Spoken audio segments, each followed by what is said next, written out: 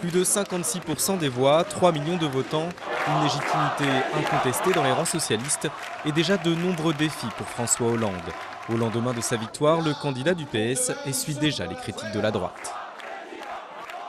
On n'est pas en train de préjuger aujourd'hui de ce que sera la vraie campagne, qui sera celle pour mai prochain, la présidentielle. Je dis juste que l'heure maintenant des explications est venue. On en a terminé de ces débats lénifiants. Il va falloir que M. Hollande nous dise ce qu'il entend faire de la France.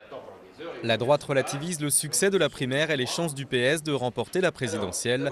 Une droite qui compte bien reprendre la main sur l'agenda médiatique. Le candidat socialiste, lui, paraît avoir de nombreux atouts dans son jeu.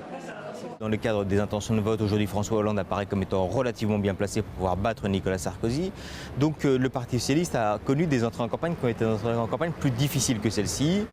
Pour l'emporter, François Hollande sait qu'il devra mettre de l'ordre dans les instances dirigeantes du PS. Pas question de répéter les erreurs de 2007 où Ségolène Royal avait fait cavalier seul et mené une campagne déconnectée du parti. Et pour augmenter ses chances, le député de Corrèze sait également qu'il devra s'atteler à rassembler.